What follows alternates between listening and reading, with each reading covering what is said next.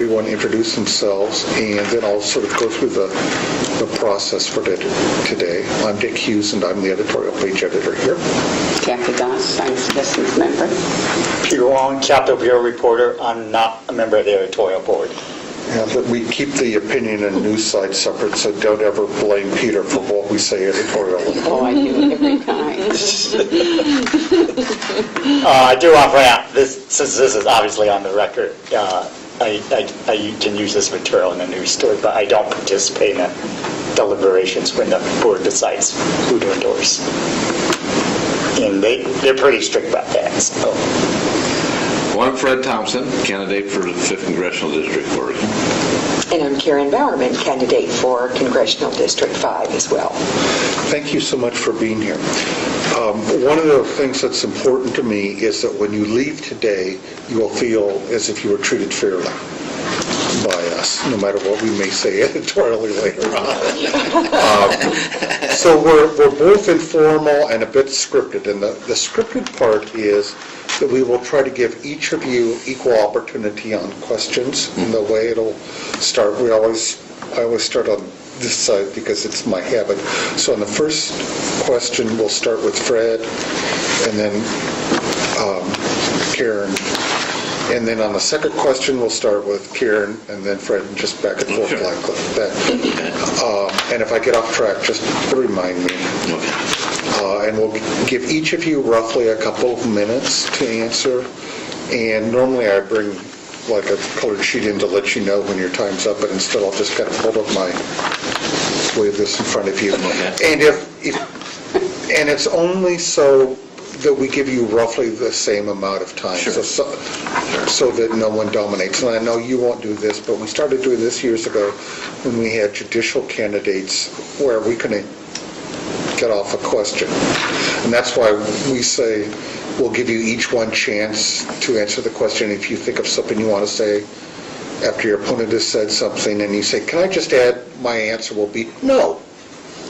So at the end, we'll give each of you a chance to wrap up if there's things you haven't had a chance to say or whatever. Okay. Does all that make sense for you?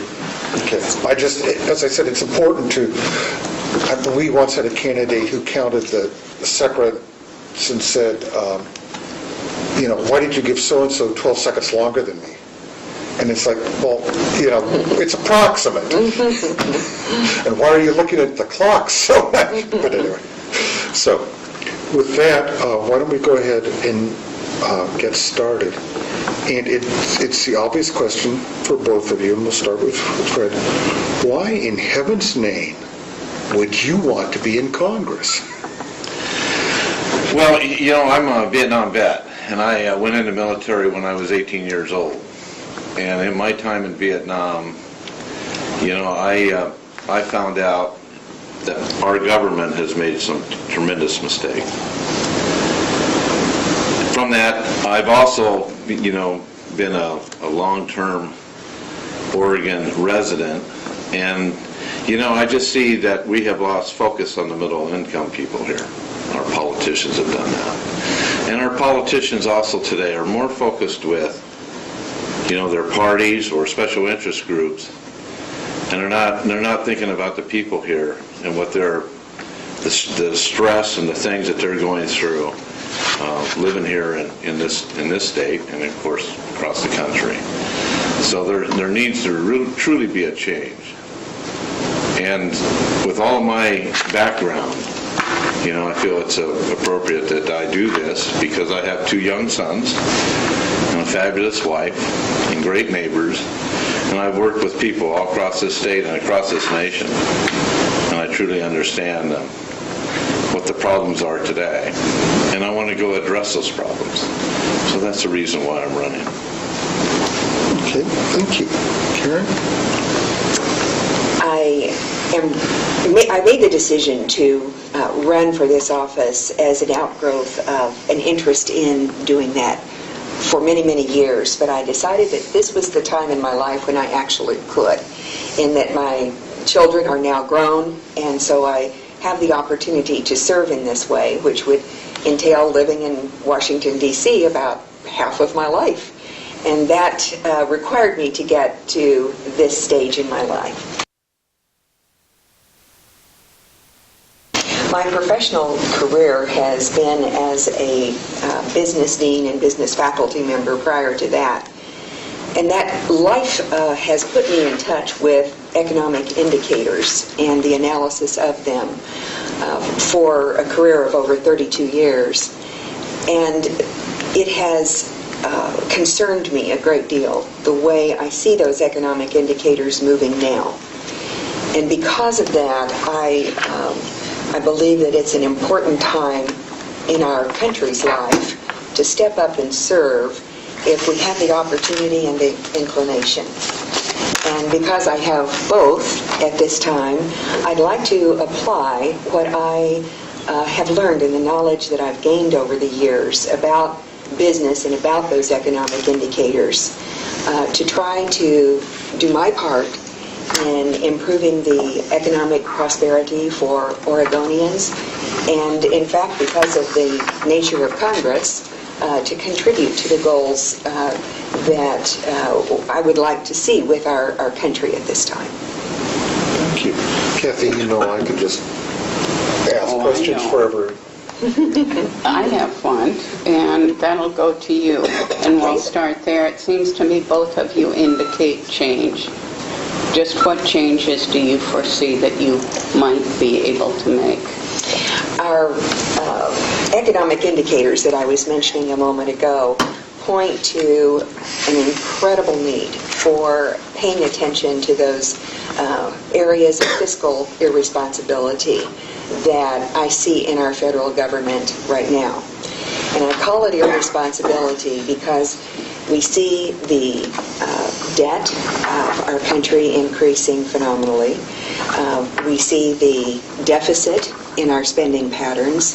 We read yesterday that our taxes may be going up by another almost $500 billion this next year in 2013.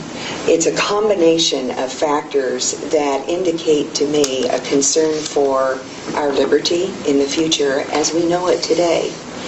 And so to be able to contribute to change in those areas that I've labeled fiscal responsibility, those are the primary areas in which I believe I can apply my background to help bring change. And you're right, I do see the need for change. And we need to backpedal, for example, on many of our federal regulations in order to help achieve some of this fiscal responsibility because of the interrelationship of all of those factors. Thank you.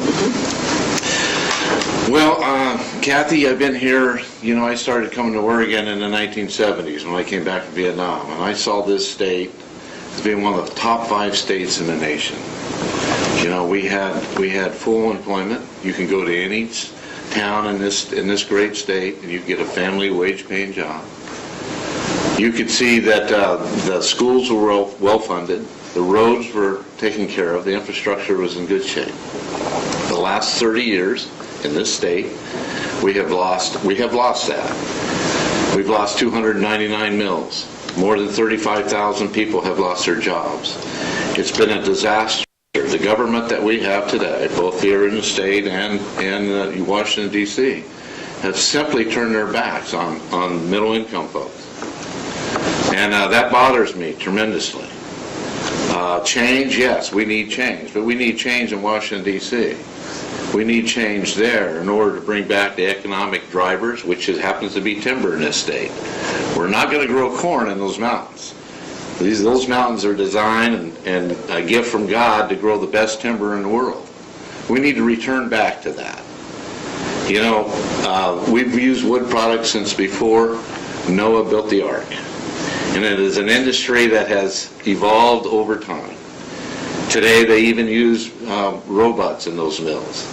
And wood products will be here long after Nike's gone, and Intel's gone, and Starbucks is gone. So we need to really look back and embrace what we can do for this great state, put people back to work. And Washington has no clue about that. The centerpiece of my whole campaign is to return the ownership And the federal government owns 60% of the Oregon timberland, or Oregon land, so to speak. And we need to return that back to the cities and the counties and the states so we can have an economic engine so people can have a life. And in the Constitution we say, life, liberty, and the pursuit of happiness. Well, having a job takes you a long ways down that road of pursuit of happiness. So that's what I'm all about. And there isn't a voice in Washington, D.C. now that says, you know, let's turn the ownership back to those counties. And that's what we need to do. Let me ask, first-term members of either party generally don't have a lot of power or say-so. So what one thing, and I know maybe you've already hinted at the answer, what one thing that you could do immediately that would have some kind of effect on the district here? Well, one thing is that, you know, with being an ex-military guy, I have a lot of camaraderie there in Washington, D.C. with anybody that's ever served in the military. The other thing that I am very pleased about is that I have had the opportunity in my career to work all around the United States, both Canada and Mexico and Europe. So a lot of these manufacturing facilities that I had responsibility for, I met the political leaders in those areas. So I have a relationship with a lot of those folks, or at least their constituents if they're no longer in office. So I can build the camaraderie there by going into Congress and saying, look, you know, we need to really get each state have its opportunity to drive its own economics. And the federal government owns a lot of property in every state. So I think the time is right for us to rethink that and allow the states to have the independence that they need and the economic engines for each one of those facilities. And I think that you know, I can bring that about because of just with my relationships. Thank you. Karen? Well, about 40% of the freshman members of Congress have never run for office and have never served in political roles before. That would be my role as well, to bring a freshness to Washington, D.C. And that's what I believe that we need so desperately. There are members of Congress with whom it would be very important to establish linkages, because no one member of Congress is going to accomplish anything by himself or herself. It will be because of the linkages that we establish. So that would be the first thing that I would do, and those linkages would be established with people who share the same values that I do. And that would be because I would choose those to be my linkages. The people who are wanting to support the Constitution with what they do and how they think and how they approach the political world, and ensure that the liberty that we have enjoyed in the past is what we maintain in the future. So by working with those people and focusing on fiscal responsibility, which, as I mentioned, is what I would bring to the table with my particular background from business, we would make a good team that would have impact. And that's what I would bring to the table, that we would see is that freshness and that approach through working together. Thank you. That leads us right into another topic, and we'll start first with Karen. There's a lot of talk about partisanship. In truth, much of what Congress does is bipartisan because most bills that pass are not controversial. Mm-hmm. It's the major bills that we talk about when it's part of, that are partisan.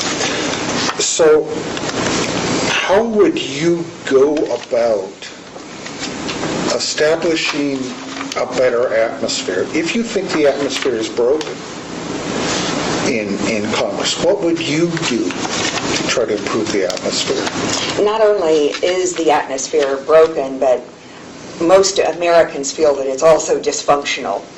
And that doesn't get us to a place where we need to be in order to engender the trust of the American people. So the contribution that I would make along that line is not to compromise in a way that would forsake the values for which I stand, because those we should not give up. neither side should. We should, or 4 sides, or 5 sides, however many sides there are. We should stick with what our values are and find areas of common concern. And I used to teach negotiation, and what I would always say is, find those areas of common concern because they are there. But that takes a great deal of communication with all parties. And once you find those areas of commonality, work on them together. And I would work on them in ways that would get us toward the goal that I mentioned before of fiscal responsibility. Because if we are aligned on programs and projects that move us toward that vision, we are progressing in the right way. Thank you. Well, they're polarized, that's for sure. You can certainly see that during the campaigns when they start throwing mud back and forth, and people get pretty upset about that. I think as a constituent out here, a voter, that I see that and I think, my gosh, these kids, that's what they are. They're acting like a bunch of kids. And I can understand why they don't get things done back there is because there's always a lot of payback going on. With me going to Congress, I don't have that history. I'm going back there as an American, not simply as a Republican, but I'm going back there as an American. I'm going back there as a patriot, one who served his country when I was just a teenager. And that's the kind of thing that I want to take back, is that we all need to get along, we all need to solve the problems. The real world is hurting on Main Street. Life just doesn't evolve around Washington, D.C. And we need to focus on what we can do to make America great again, like the Founding Fathers wanted us to be. So I think going back there without any preconceived old battle lines that have been drawn, and going back there and saying, look, we just need to all get along, and we just need to really focus on what we need to do to help our people. There's 445 people that control over 300 million people. Those are the people that make all the decisions. I want to be part of that because we need a voice. And what we don't have today, coming from Oregon, is a strong voice that goes back there and says, look, I don't care what party you belong to. I don't care, what your background is or what your gender is. I'm not about divide, and that's what they do. They, black versus white, rich versus poor. We're all Americans, and when I took the oath to defend this country, it was about 100% of the people, not 99 versus 1. So let's drop all of that stuff. Let's take all of those doors off of those rooms they have back there, and let's all sit around the table and find out what the best answer is to solve these problems, because they're serious, very serious. So that's what I'll bring. Thank you. So we'll see where this lands.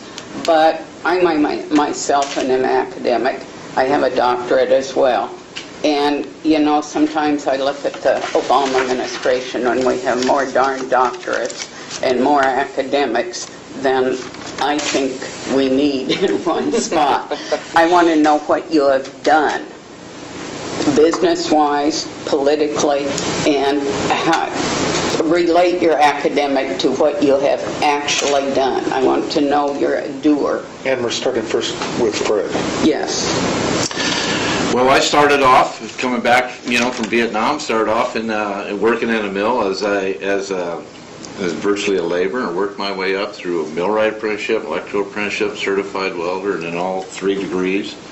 And I worked myself up from the bottom all the way to the president and CEO of several companies. With that, I was also an engineer in between too. So I've worked not only in the wood products industry, but for a couple years in my career, I was in charge of the construction department for the Eugene Water and Electric Board, which is the largest public utility in the state of Oregon, and that's the largest construction department in the state of Oregon. So I have a real in-depth knowledge about not only business, but also about what cities and counties need. And then I've had the opportunity to work in Canada. I worked with the Premier of Manitoba and helped establishing a joint venture there with them. I've also worked in Mexico, so I know what it's like to be working in foreign countries and what you have to do in order to be successful there. I've worked in Europe also, and I've worked all across the United States. I've also, even when I built a manufacturing facility in Georgia, and the EPA said I could not do that because I had to permit it as a minor source. And I was able to prove them wrong. And I built that facility, and today there's still people working there, and that happened to be one of the highest ROI projects that Georgia Pacific has seen. So I'm very proud of that. So what one of the senior managers said at Georgia Pacific, the number 2 guy in the corporation, always said this. He said, Fred never let what he didn't have stop him from what he wanted to do. So that's the kind of thing that I'll take to Washington, D.C. And that's the kind of thing that I have done my whole career, and I'm proud to say I've been extremely successful. And I've educated myself. I just didn't, get out of high school and go get my education. I worked, day and night, went to school at night in order to accomplish that. So along with hands-on experience and along with education and preparing myself, I'm probably more prepared to be in Congress than most of the people that are sitting there today. So that's how I really feel. I would agree with you that there are many well-educated attorneys who serve in Congress now, and nothing against attorneys. I believe you're absolutely right. It's what have we done that indicates that we have a readiness to serve. I started working at about age 15, 14, somewhere in there, at a little place called Kansas Farmer Magazine, where I typed up the magazine copy with 6 carbon copies in order to get there. I paid my first, you may remember that, paid my first. Yes, we did use carbon Now paper. all we have to do is push a button, we're spoiled.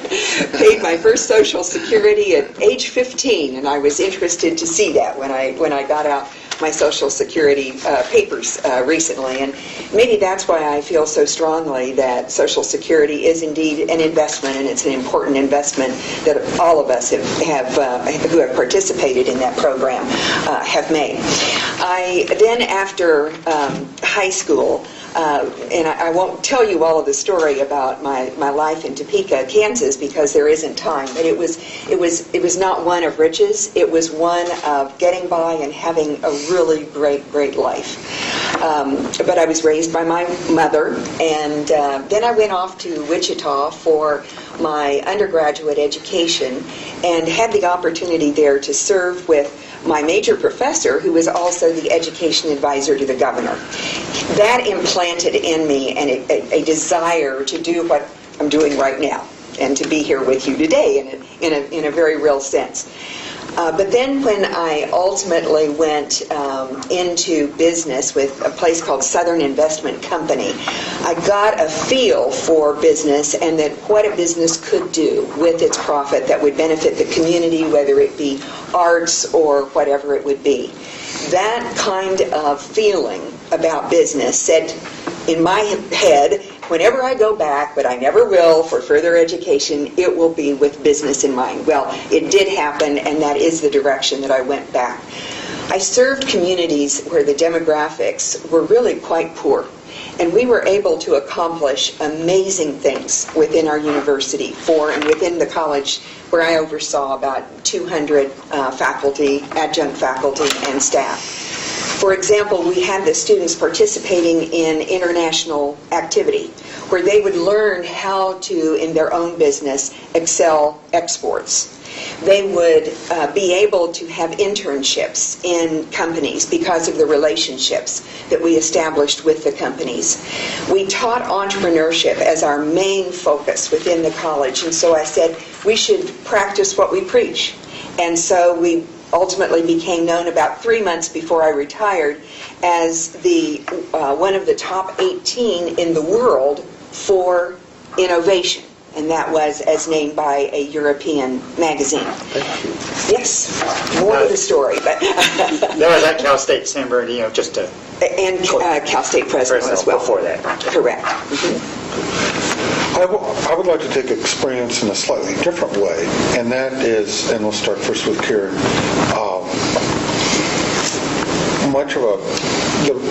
a major part of a representative's job is constituent service. What background do you have in providing good customer service and in organizing an office that can be effective in dealing with people and cutting through bureaucracy?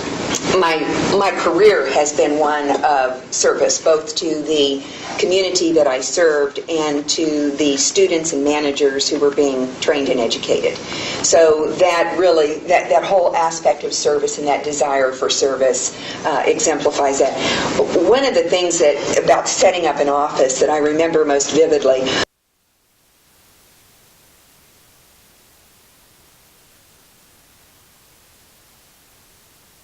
I was appointed by the governor of Texas to serve as one of the executives in his office, reporting to him to lead the Texas Commission on the Status of Women.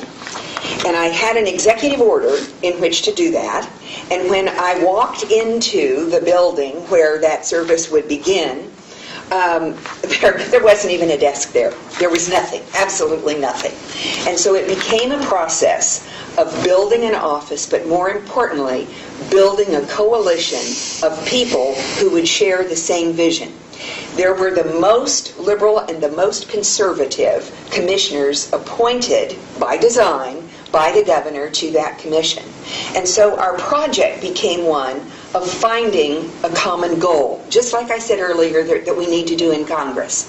And so what I did there with the commissioners, working with them, we found that family violence and children within the cycle was an area of common interest and common concerns between both aspects of the people who were there as commissioners to serve. That became our project. Right after our governor lost the election, the next governor who came in, who was of a different party, said, "Karen, I'd like to use the book that you produced from this commission in my administration." So that's an example of bringing people together for service, to serve a state, and to do it with people from every walk of life, with different perspectives on life. Thank you. Quickly, that was Ann Richards and George W. Bush in Texas. No, it was before that, when Dolph Briscoe was the okay. governor who hired me. Okay, and then it was fought by Republicans. Yes, Okay, yes. Sorry? Well, what I would do is that, in my history, my work history has always said, well, where's all the problems are at and how do you resolve those problems? And I see it, I would establish some satellite offices on the coast. Tillamook's in a bad situation up there. We need to help resolve that. I would also establish one down in Lincoln City or Newport or closer maybe to Yachats and take a look at that. I would want to hire a bunch of folks, not more than what my budget would allow. But I need to have people that would go into those particular areas and find out exactly what's going on and what we can do based on the Constitution and what Congress is allowed to do to help facilitate and resolve some of those problems. Tillamook's got bad roads, they've got bad rail, they've got bad waterways that are creating problems up there that are not being addressed. You've got areas in Polk County down in Dallas. You've got high unemployment. You got a manufacturing plant that's not being utilized. We need to look up in Clackamas and see what's happening up there. And part of my job is to mentor people too. So I need to get some people in here that I can mentor and establish this office so we know exactly what's going on in every nick and corner of this 5th Congressional District. So our job is to serve the people, the senior citizens, of course the military, to make sure that we're addressing what has to happen there. So I think it's really important that we have boots on the ground, people that are actually out there working with the people and making sure that we have communication directly to them.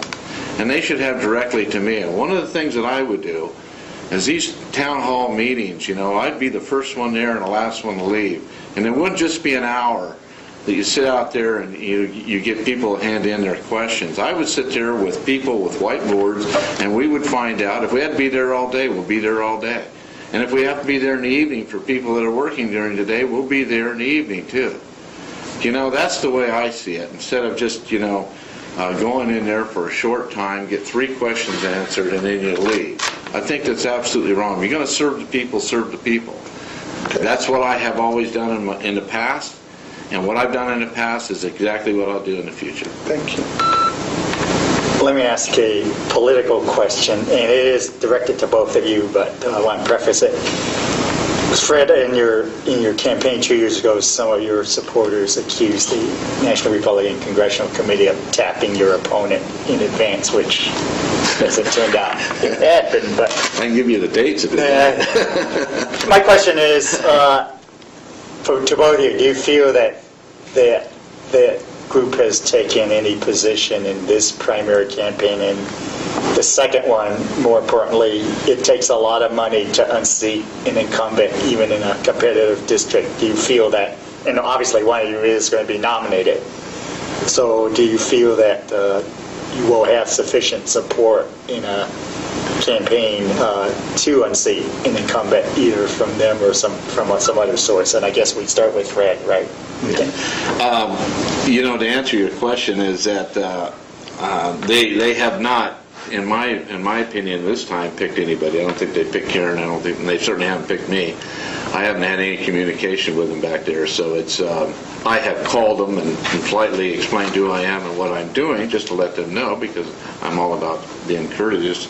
But the thing about it is, do I expect them to support me if I win the primary?